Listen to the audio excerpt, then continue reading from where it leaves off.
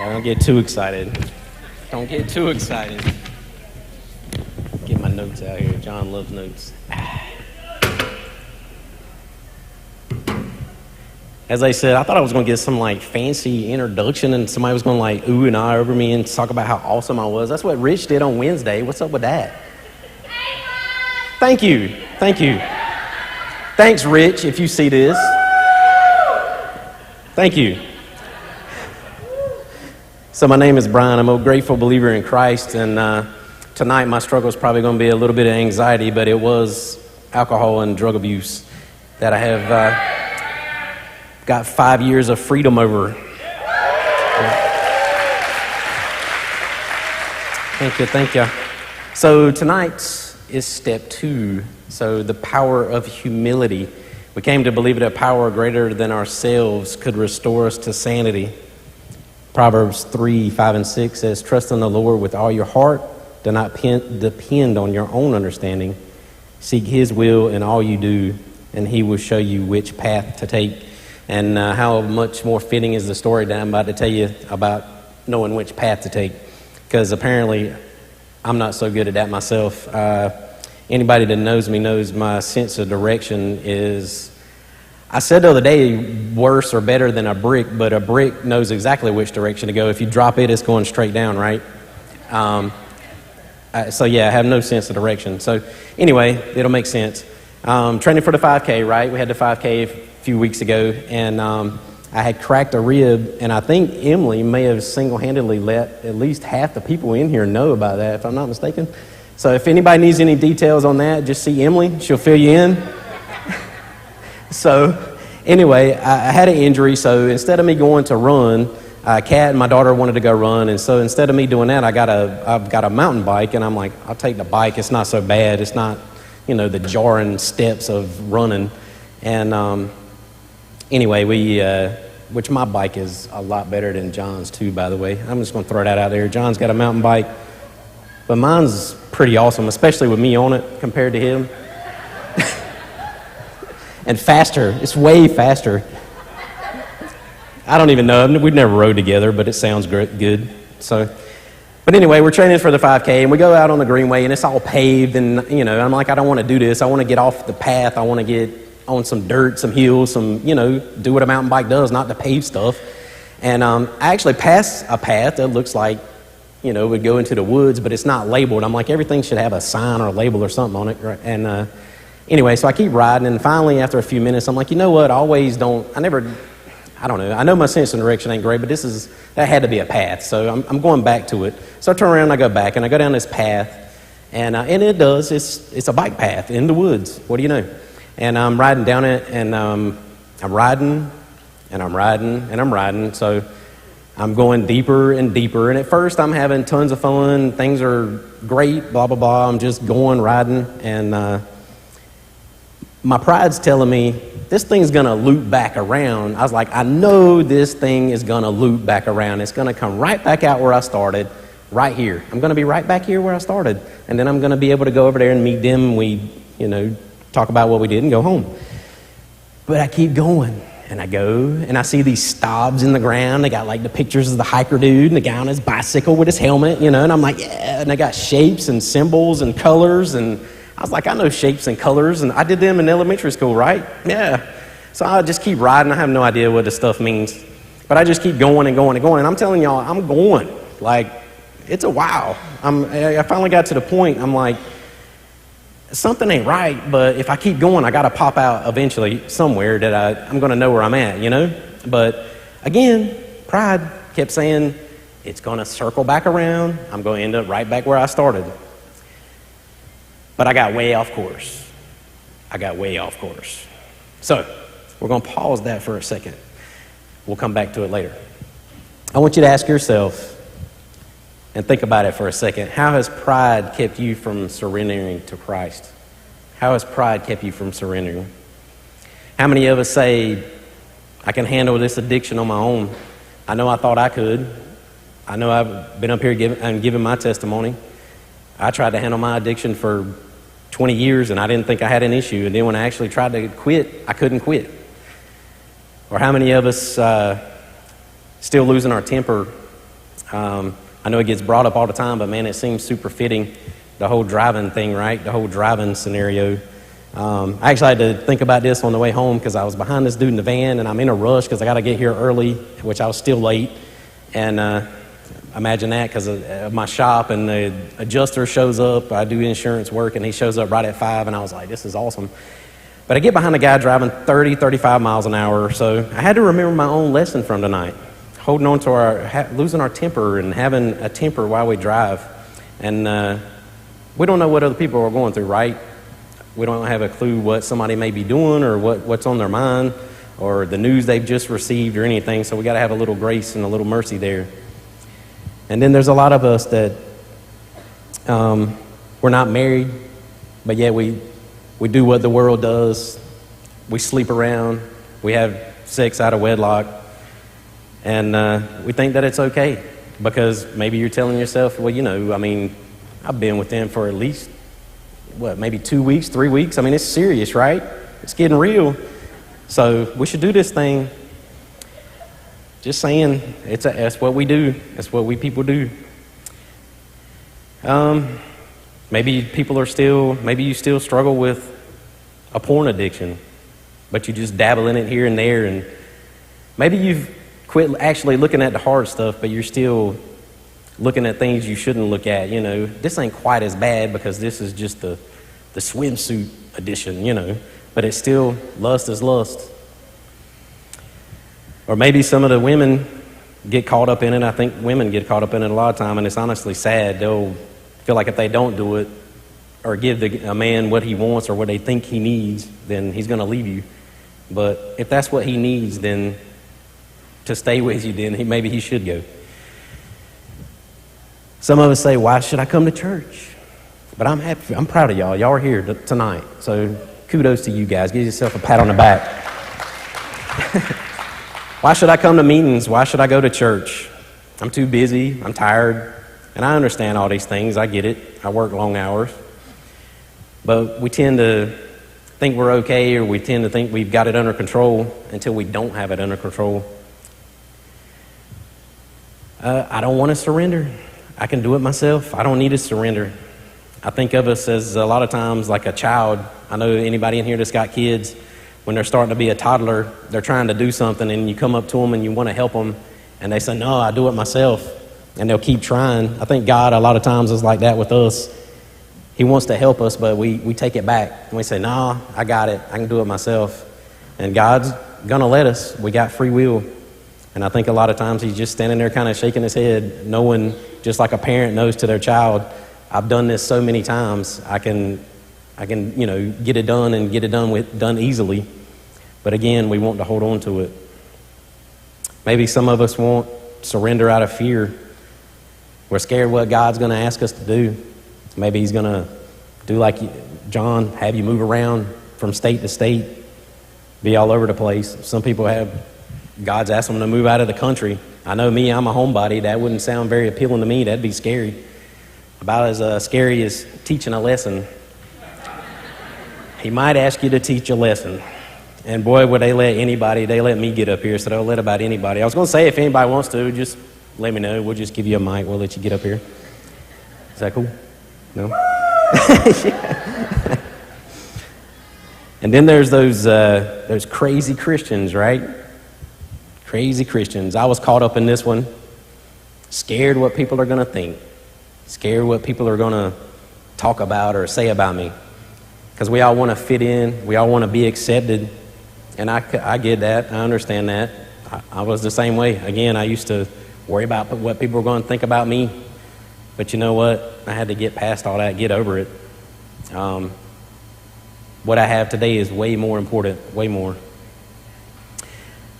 So you have to ask yourself, do I want the world's acceptance? Or do I want God's? God's is eternal. And then there's another one, fair weather God. How many of us have been there? I know I have. As long as everything is going good, we don't need him, right? Don't need him. I know my dad was always steadfast in his faith, and he was the only one that, of our family, his brothers, sisters, whatever, that went to church on a regular basis and was very involved in church, and it seemed like every time something happened or went bad, sideways in somebody's life, if grandma got sick or cancer or somebody got bad news, if Timmy fell into well, Dad was the first one they wanted to call to get some advice from, you know. I don't know, people, we're always looking for somebody, something to help us, to fix us. Romans 12:1-3 says, "And so, dear brothers and sisters, I plead with you to give your bodies to God because of all he has done for you. Let them be a living and holy sacrifice, the kind he would find acceptable. This is truly the way to worship him. Don't copy the behavior and customs of this world, because that's where a lot of us mess up. But let God transform you into a new person by changing the way you think. Then you will learn to know God's will for you, which is good, pleasing, and perfect." And that is, man, that's the word think. That's what I want you to focus on there. He will change the way we think, and that's what we need. Because I know for me, my thinking got me in a lot of trouble. So God's word is hope. A relationship with him gives hope. And every answer to every problem we can face, it's literally in the Bible, everything. So that gives us confidence, and it gives us confidence of what's to come, which is eternal life. So if we would seek answers from the Bible and not the world, because the world's ways will always get us lost, and they will always end up getting us places we don't want to be, just like me on that bicycle earlier. And when I was left off, I was lost in the woods. We do it on our own. A lot of times we mess up and we fail because we are doing it on our own, and then we just get discouraged, and then that leads to just quitting altogether and going back out. I know the 5.5, 6 years I've been coming here, I've seen a lot of people come and go. But when somebody does finally get it, man, how awesome is that? It is. Yeah, absolutely, man. It's about that one more. And like I said, when that one person, you finally see that one person gets it, it makes all this worth it, all of it. Philippians 2:13 says, "For God is working in you, giving you the desire and the power to do what pleases him, but we have to surrender to him for this to happen."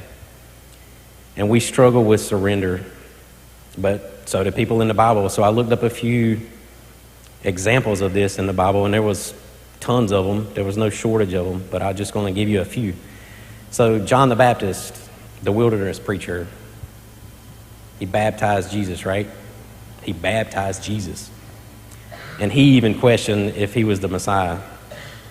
Luke 7:18-23 says, "The disciples of John the Baptist told John about everything Jesus was doing. So John called two of his disciples, and he sent them to the Lord to ask them, 'Are you the Messiah we've been expecting, or should we be looking for someone else?' John's two disciples found Jesus and said to him, 'John the Baptist sent us to ask, are you the Messiah we've been expecting, or should we keep looking for someone else?' At that very time, Jesus cured many people of their diseases, illnesses, and evil spirits, and he restored sight to many who were blind. Then he told John's disciples, 'Go back to John and tell him what you have seen and heard. The blind see, the lame walk, those with leprosy are cured, the deaf hear, the dead are raised to life, and the good news is being preached to the poor.' And he added, 'God blesses those who do not fall away because of me,' or some versions say, 'offended of me.'" Then there's Simon Peter, one of the 12 disciples. He was known for his boldness. We all know what he did. He denied him 3 times. But Peter was reconciled to Jesus, and he even went on to start the modern day church. Then there's doubting Thomas. He questioned if Jesus was actually raised from the dead, but Jesus appeared again just for him. And Jesus himself, when he was praying in the garden, he asked God if there was another way, because he knew what was coming. But he fulfilled his mission anyway, to die for us.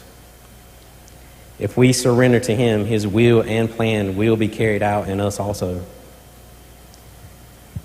So, back to the fun stuff. Back to the bike story. So I come out of the woods, finally, find my way out, see two people walking a dog, and I say, hey, is the parking lot up there? Seen the parking lot? I'm like, yeah, the parking lot's right up here. So I pop out on the parking lot, but guess what? That ain't my parking lot. There's no dually truck with Raynor Shine written on the side of it, and I'm like, holy crap, where have I come out at? So I go up to the road, and I'm looking, and I call Kat, and I'm like, I'm lost. I don't know, have a clue where I'm at. Zero clues. And she's like, great. How do you do stuff like this? How did you do that? She's like, all you got to do is get on the greenway and come back. And I was like, yeah, if it was that simple, I'd do it. I wouldn't be calling you. And then she says, well, where are you? I said, I don't know. I got to find a sign. So I'm riding down the road, and I finally see a road sign. And I'm like, I'm on the corner of blah and blah. I don't even remember what it was now. And she's like, oh, okay. I know. She said, I know about where you are. She said, but I'll just get in the truck, and I'll come meet you. And I was like, no, you want the keys in my pocket. So unless you can know something I don't, you ain't starting it. So I'm sitting there, and up the road comes, and you cannot make this stuff up. You cannot make it up. It's true. Her aunt and the uncle are coming up the road, and I'm like, this relieved feeling just, they're going to save me. I already had pictures, putting the bike in the trunk, taking me back. I'm sitting in the back. I'm like, I'll be explaining myself. I had a good ride, but yeah, thanks for taking me back. And then they just kept driving past. And I'm like a wild man. I'm like, hey, come back. And he's like speeding up, kicking up rocks. I mean, they were probably like some deranged, guy on Lord knows what out here on this awesome mountain bike, riding around. But anyway, So that relieved feeling I had went back to holy crap, because they didn't stop. So that basically, I put my hope in the wrong thing, right? And we tend to do that. When we put our hope in the wrong thing, we put our hope in people, we put our hope in drugs, I'd put my hope in drugs and alcohol, and I tried to mask all my pain with it. And all it did was create more chaos and aggravation in my life. We put our hopes in other people. We want other people to save us, relationships, our reflection, that person we see in the mirror. A lot of times we want that person to save us. We can do it ourselves. So come to find out, I'm almost 10 miles away. 10 miles off course. And the reason I find this out is thank God for phones and GPS. God knew I needed to be here, because I'm going to tell you what, technology is my friend, GPS is my friend. If it wasn't for GPS, I probably wouldn't be able to find my way home tonight. So I had to do the find her phone thing or whatever, and the only way it's going to take me back, though, is down the road, right? It's not going to say go back through the woods. So, which is what I wanted to do, honestly, because I knew it was safer, because, man, this road, I'm not even kidding, this road was busy, like chaotically busy, and 2-lane and no shoulder. And I'm like, man, that's not the way I want to go. I don't want to go that way. But I had to, because I wanted to get back. And I knew if I went back in the woods, I was probably going to be in like Greenland or on an ice cap somewhere. So it took me the hard way, and it took me the uncomfortable way. But how many of you know that God a lot of times takes us the uncomfortable way, the hard way, because it's not our way, it's His. And I knew if I went His way, if I went the GPS way, I was going to get to my destination. It just wasn't going to be fun. If we surrender to His Holy Spirit, it's going to guide us, and it's going to lead us, and it's going to keep us on track. He's going to give us that still small voice that speaks to us and tells us what to do and when to do it and how to do it. But again, we have to surrender. There was times I had to pull off. I had to pull off in the ditch, literally, because if I didn't, I'd probably be a greasy spot out there right now. But there was times the traffic got so heavy, and there, like I said, there was no shoulder. I'd just have to dip off in a ditch and sit there for a second until everybody got back. But you know what? I had hope, because I knew the way. I knew this was going to get me where I had to go. And recovery is a lot like that, isn't it? Sometimes we may fall off. We may have to go off in the ditch.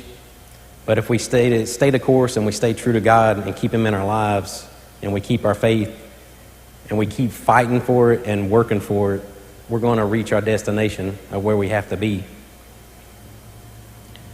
So there was things I could have done beforehand, thinking about this, to not get lost, right? Same way in our recovery. There's things we got, there's tools we have available to us right here that we can use and utilize to where we won't get lost. So when I was on that path, there's apps. I found them after the fact. There's tons of apps. I could have put them on my phone and it would have, told me where I was at and what I needed to do, and probably gave me, I don't know, I'm just guessing, maybe gave me a dotted line or something, because I need dotted lines. I have a boat also, and if it didn't have that dotted line on the GPS, like I said, I'd end up, Lord knows, I don't know where I'd end up. But anyway, it gave me something to follow. But I know if I do things on my own, and since I did it on my own, I did it my way, I got lost. But if we're in recovery, there's people and peers around us that know the way. They're going to know that, hey, this is how you do it, and I'm going to say, hey, we don't make this turn or we don't go this way because it leads to whatever the case may be, destruction. I know until I surrendered to Christ, I couldn't get sober. I had dozens and dozens of relapse and 20 years of chaos. I even went to AA meetings, and all that did was give me more people to drink with. I mean, seriously, got me out of the house, and I'm not knocking AA. It's a decent program, and it saved people. But for me, it just didn't work. I had to have Christ in my life. Until I fully surrendered, I didn't find any sort of healing, and I didn't find any sort of sobriety whatsoever. But on a Friday night, I found it right here. And I had to hit my knees. And I had to surrender. I know my hand right now is super sore because I was using my grinder at work and I was cutting off a bunch of bolts. And it's called the death wheel, if anybody knows what I'm talking about. If anybody's in, I guess, tools and working with your hands. But anyway, my hand is super sore because I had just a death grip on that thing. How many of us just keep a death grip on our chaos and our sin and just the aggravations in our life? We just hold on to them. But once we just let them go, then my hand, it felt so much better.